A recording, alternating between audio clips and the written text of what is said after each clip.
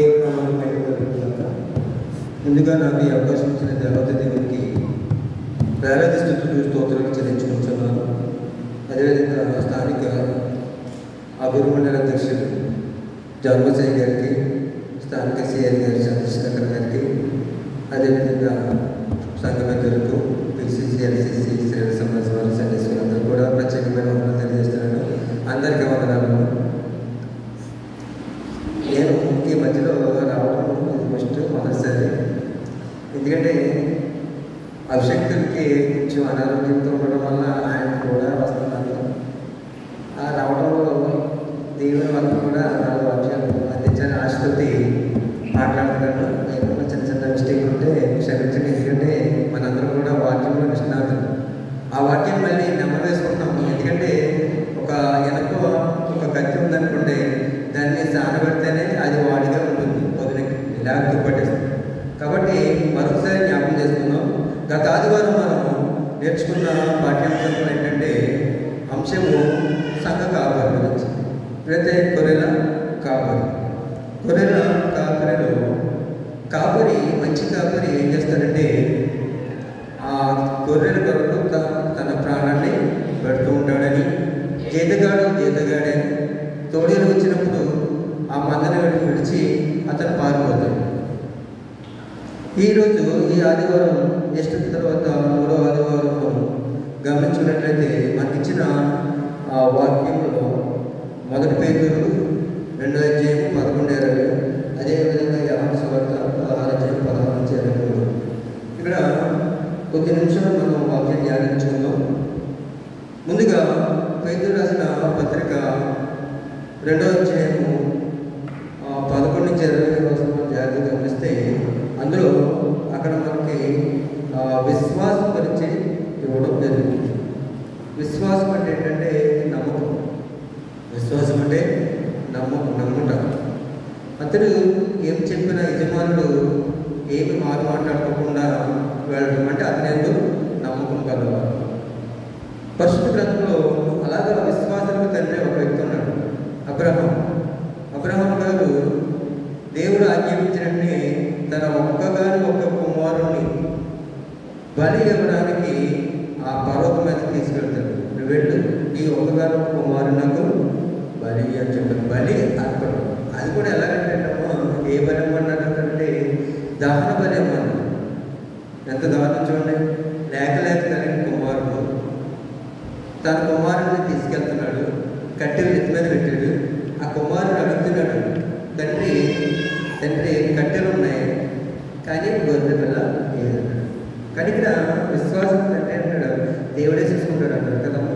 అంటే విశ్వాసం అటువంటిది.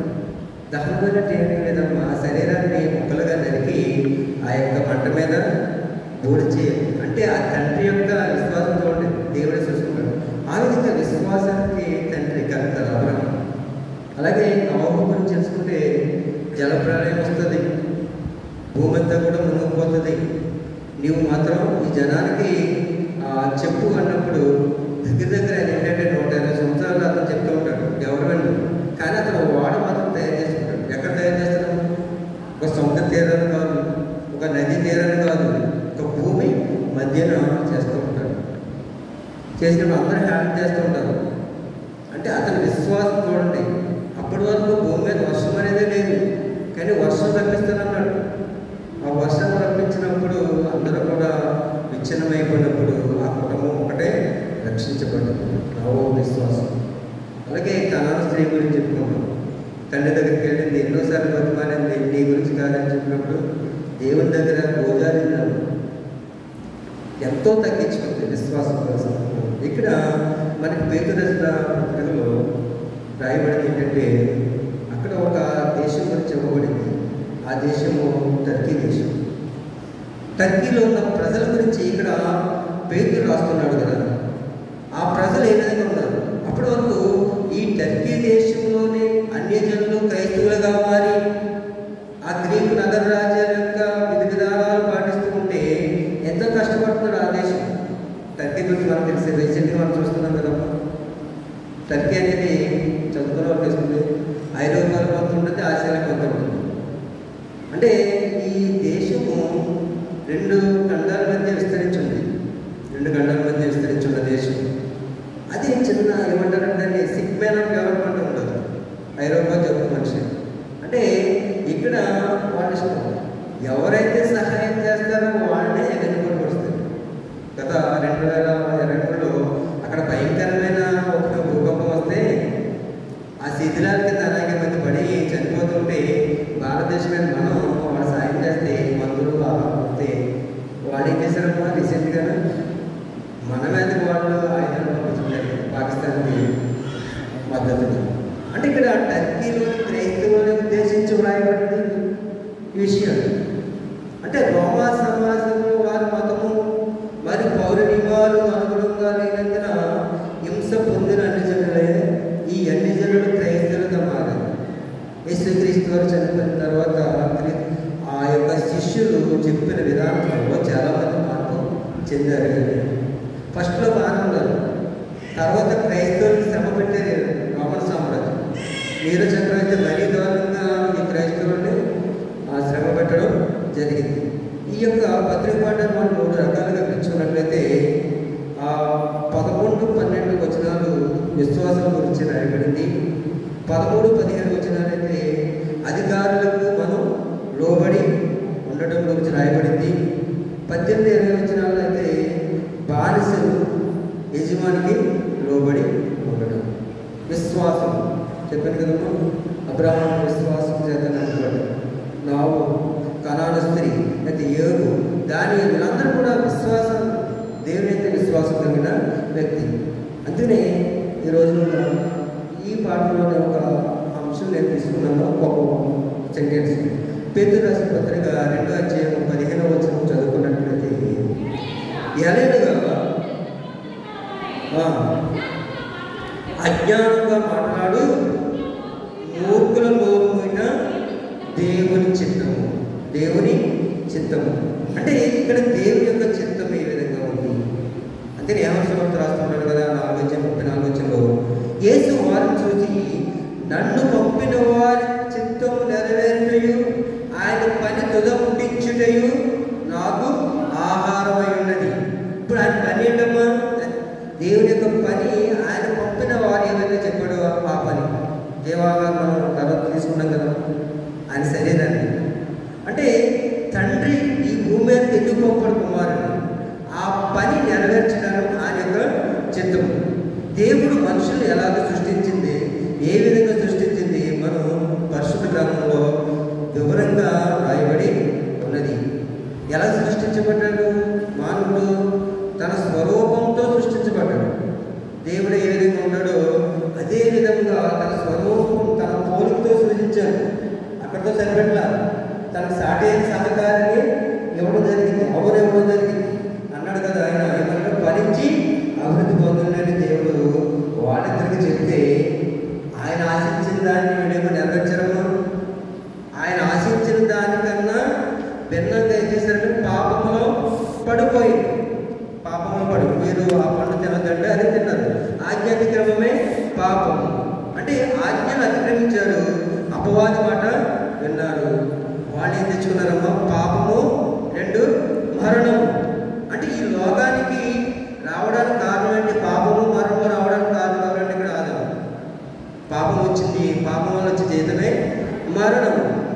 అంటే ఇక్కడ అవిశ్వాసము అవిధేయత. అవిశ్వాసం అవిధేయత. ఈ అవిశ్వాసం అవిధేయత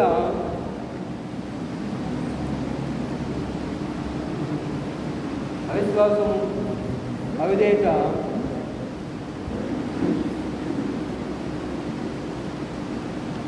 అవిశ్వాసం అవిధేయత వల్ల దేవునికి మానవుడు దూరమై పోయాడు.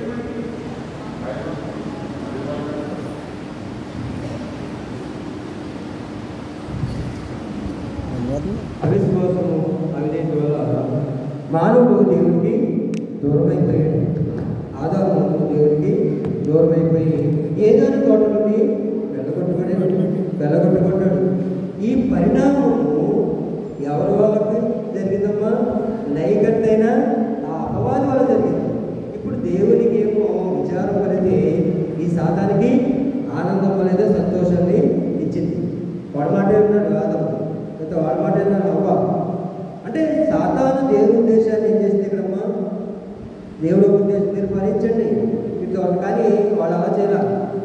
దేవుని యొక్క ఉద్దేశాన్ని తలకిందులుగా తారుమారుగా చేసింది. ఇంత జరిగిన తండ్రి అయిన దేవుని యొక్క ప్రేమ నరుల పట్ల తగ్గలేదు. అలాగని పాపం చేసిన మనలను ఆయన దగ్గర హత్తుకుండడము అంటే అపవిత్రులమైన మనలను హక్కున చేర్చుకోవాలంటే మనం ఇవ్వాలి. పరిశుద్ధుడైన దేవుడు పాపల మనల్ని హక్కును చేర్చుకోవాలంటే మనం కూడా ఎలా ఉండాలి? పరిశుద్ధుడిగా ఉండాలి. పరిశుద్ధుడైన దేవుడు పాపలైన మానవుడి మధ్య మానవుడు చేసిన దోషాలు మన అపరాధాలు అడ్డుకోవడాలే ఉన్నాయి. అందుకనే యెషయా గ్రంథంలో 59వ అధ్యాయం 1వ వచనం రాయబడింది ఏంటంటే, మీ దోషములు మీకును దేవునికి అడ్డముగా వచ్చెను. మన దోషాలు మన దేవునికి మనకి అడ్డుగా గోడవలే ఉన్నాయి. ఇప్పుడు ఈ దోషాలు పోవాలి అంటే దేవుడు ఒక ప్రణాళికను ఏర్పాటు చేశాడు. దేవుడు ఒక ప్రణాళికను రూపొందించాడు. ఆ ప్రణాళికలో భాగమే దేవుడి లోకానికి ఎవరు పంపించాడమ్మా? ఆయన యొక్క కుమారుడిని ఈ లోకానికి పంపించాడు. అదే మానవుల పట్ల దేవునికి ఉన్న చిత్తం. తన స్వరూపంలో మానవులను చేసినందును పాపం నుండి, మరణం నుండి, సాధారణ బంధువుల నుండి రక్షించాలనేదే దేవుని యొక్క చిత్తం. పాపం నుంచి తొలగించాలి, మరణం నుంచి కాపాడుకోవాలి, సాధారణ బంధువుల నుంచి విడుదల చేయాలి. అది ఆయన యొక్క అనుకున్న విషయం, దేవుని యొక్క చిత్తం. మత్తయి సువార్త 18:14 వచనంలో మనం చదువుకున్నట్లయితే, ఒక్కడైనను రక్షించుట పరలోకమందున్న మీ తండ్రి చిత్తము కాదు. ఒక్క ప్రాణి కూడా, ఒక్క పాపి కూడా నశించుకోవడానికి ఇష్టము లేదు.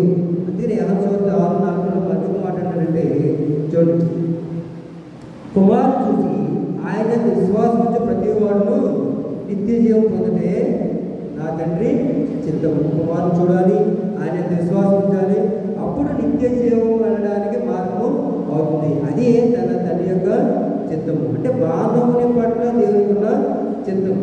అందుకనే దేవుడు అంటున్నాడు కదా మనకి యెహోషువలో, దేవుడు లోకమును ఎంతో ప్రేమించెను కాగా ఆయన తన అద్వితీయ కుమారుడుగా పుట్టిన వారి యొక్క విశ్వాసమును ప్రతి వాడును నశింపగా నిత్య జీవము పొందినట్లు ఎవరిని అనుగ్రహించడమ్మా? ఆయనను అనుగ్రహించాడు. యాకోబు రాస్తాడు 3:16. అంటే తండ్రి ఈ యొక్క బిడ్డల పట్ల ఉన్న చిత్తం. నాశనం అయిపోయారు, పాపంలో ఉండిపోయారు, మనంలో ఉండిపోయారు. ఏంటి పరిస్థితి? మళ్ళీ రావాలంటే పరిశుద్ధుడైన దేవుడే రావాలి. అంతే కదమ్మా. ఆదాము పాపం చేశాడు, దిగంబరిగా ఉన్నాడు. వెంటనే అతను ఏం చేశాడు? బయటికి ఏం చేశాడు? అతను ఏం చేశాడు? పొదల చాటున ఉన్న ఆ ఒక గొర్రె పిల్లల దగ్గర ఉన్న ఆ చర్మపు చొక్కాలను తీసి బయటికి పంపించాడు. ఆ చర్మపు చొక్కా, ఆ చర్మం ఎక్కడి నుంచి వచ్చింది?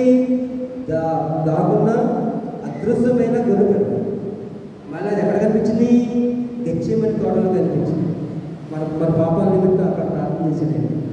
అంటే ప్రభువైన యేసు మానవుల పట్ల తండ్రి యొక్క చిత్తాన్ని స్పష్టం చేశాడు.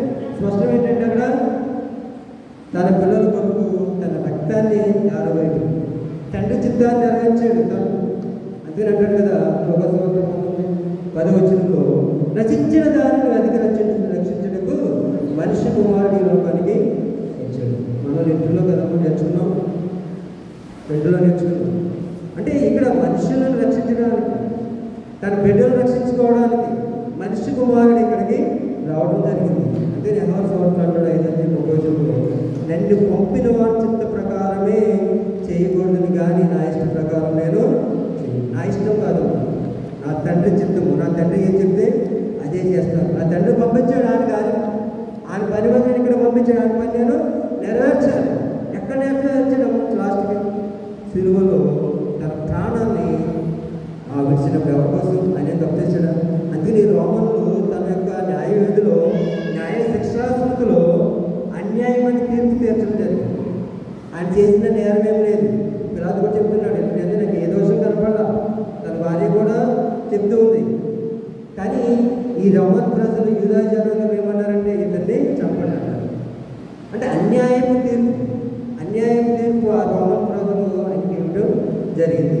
అలాగే ఇక్కడ మత్తయి సువార్త 7:7 ప్రభువా ప్రభు అని నన్ను పిలిచి ప్రతి వాడును పరలోక రాజ్యంలో ప్రవేశింపడు, కానీ పరలోకమందున్న తండ్రి చిత్త ప్రకారం చేయబడే ప్రవేశించాడు. అంటే తండ్రి చిత్తాన్ని నెరవేర్చిన కొడుకు.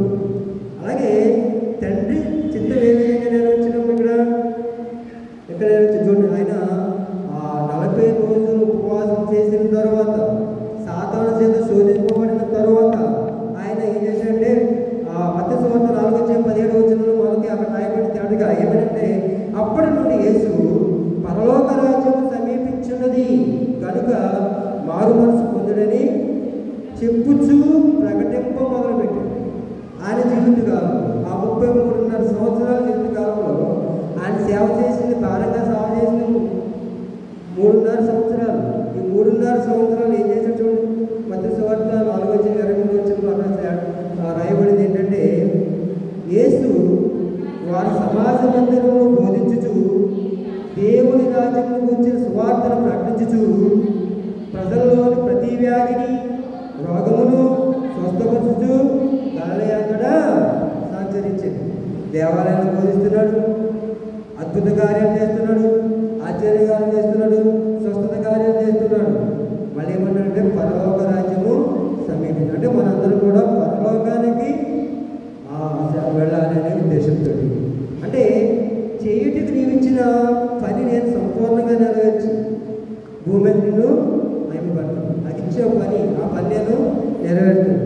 ఇప్పుడు రక్షణ ప్రణాళికలో క్రీస్తు ఏమేయడము విజయవంతమయ్యాడు. అప్పుడు అపజయం చెందాడంటే విజయం పొందాడు.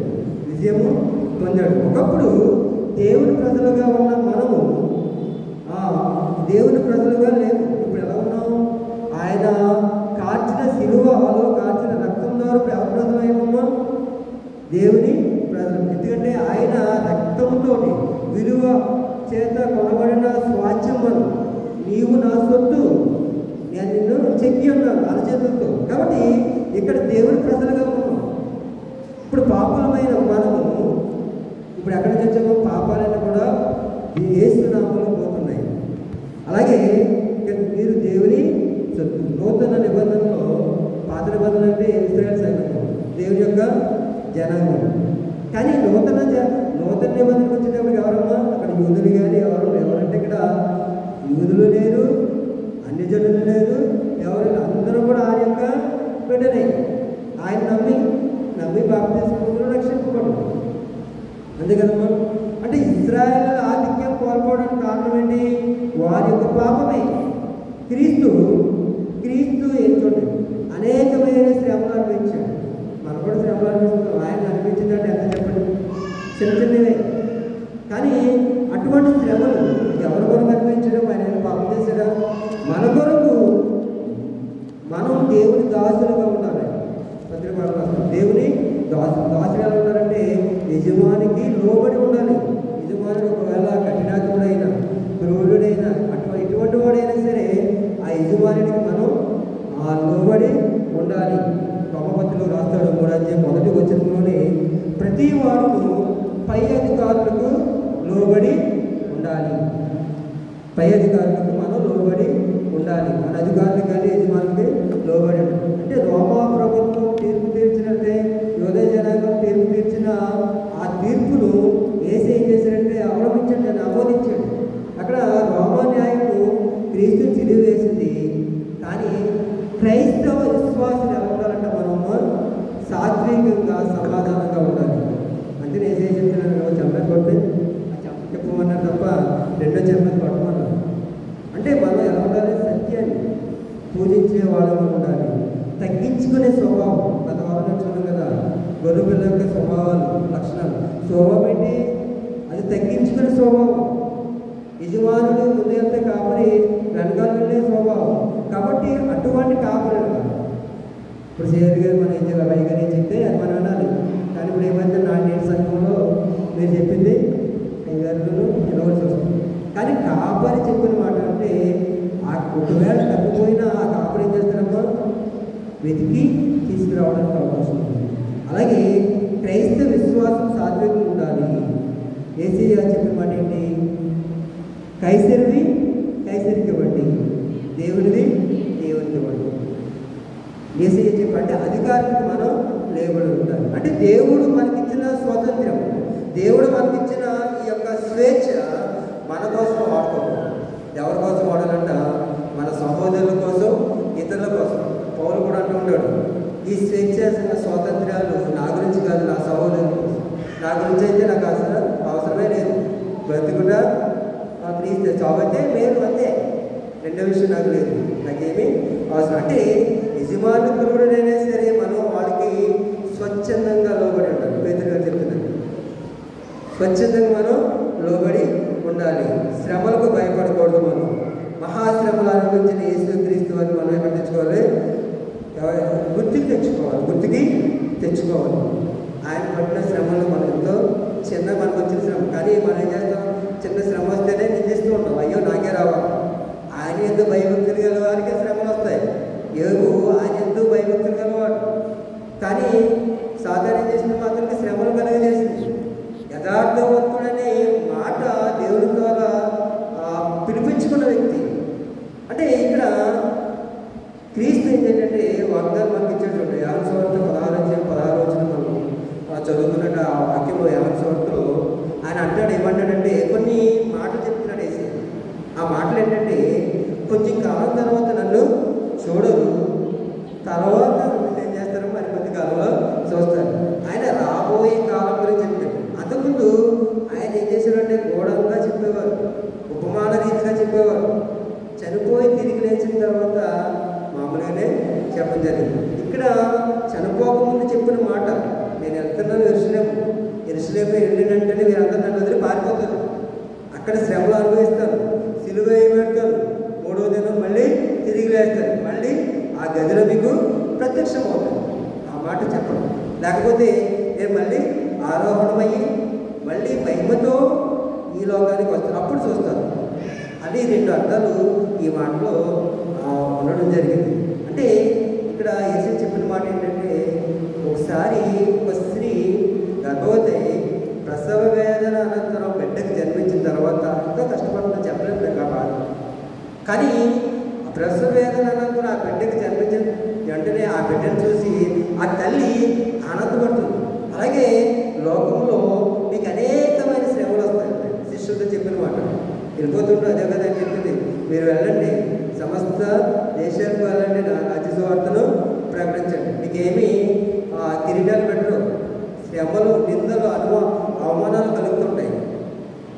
ఇప్పుడు కూడా అంతే కదమ్మా, కోతంతో విస్తారమైంది, కోతకు పనివారు కొద్దిమంది, అంటే తక్కువగా ఉంటారు. నేను కూడా అదే, నాకు తెలిసిందే ఎంతో ఉందని చెప్దామని. అలాగే కోత విస్తారం ఉంటే పనివారు తక్కువగా ఉన్నారు. అలాగే ఆ బిడ్డను చూసి ఆ తల్లి సంతోషిస్తుంది. అంటే పడుతున్న వారు ధన్యులు, వాళ్ళు ఓదార్చబడుతుంది. ఎప్పుడైతే ప్రభు పేరు మనం దుఃఖపడతామో తర్వాత కాలంలో మనంతా కూడా ఆనందంతో ఉంటాం. అంతేనేమంటారంటే, అడుగుడి మీకు ఇవ్వబడి, అందుకనమ్మా వెదకుడి మీకు తట్టుడి మీకు తీయబడి. తెలిసి చెప్పిన మాటలు అడగండి ప్రార్థన. అని ఎవరిని అడగాలి మనం? ఇప్పుడే అంటే ఎమ్మెల్యే గారు ఉన్నారనుకోండి, అంటే డైరెక్ట్గా వెళ్ళిపోతామా? వెళ్ళాం. ఆ మధ్యలో ఆయన సెక్రటరీ గారు ఆయన దగ్గరికి వెళ్ళి మాకు ఇలాగ వినపం చెప్పండి.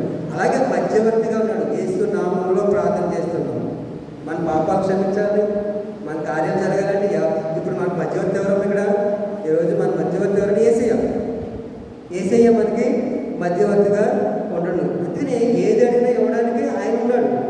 యేసయ్య చెప్పిన మాటలు కొంతకాలానికి నేను కనబడను, తర్వాత చూస్తారనే మాట వాళ్ళకి అర్థం చేసుకోలేకపోయారు, అంటే గ్రహించలేకపోయారు.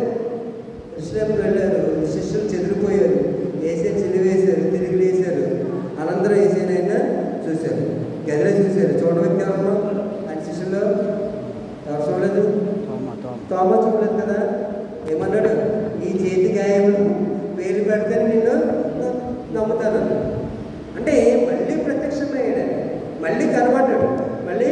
అందుకనే మనం ఇది పరిశుద్ధాత్మేగం కాబట్టి వెనుకటి శ్రమలన్నీ మర్చిపోయి క్రీస్తుని ఆరాధిస్తే, మన ప్రార్థన చేస్తే జవాబు ఇవ్వడానికి ఆయన రెడీగా ఉన్నాడు. కాబట్టి మనమందరం కూడా శ్రమలు వచ్చినా సరే యేసయ్యతో సన్నిహిత సంబంధం కలిగి ఉండి, మన హృదయాల్లో ఆయన ఉన్నాడని నమ్మి, లోకాన్ని జయించిన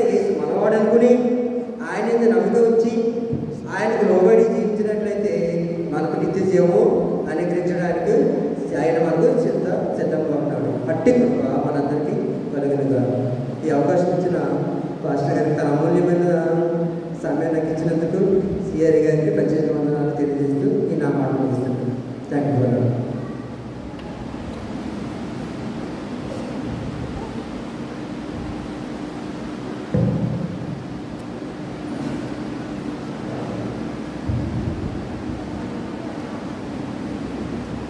మంచిది. మన ప్రభువు రక్షణ యేసుక్రీస్తు యొక్క ప్రశస్త నామములో మీ అందరికీ శుభములు కలుగుగాక. ఆమేన్. ప్రియులారా, క్రైస్తవులు అనేటువంటి ప్రతి ఒక్కరు కూడా ఏదో సంతోషంగా ఆనందంగా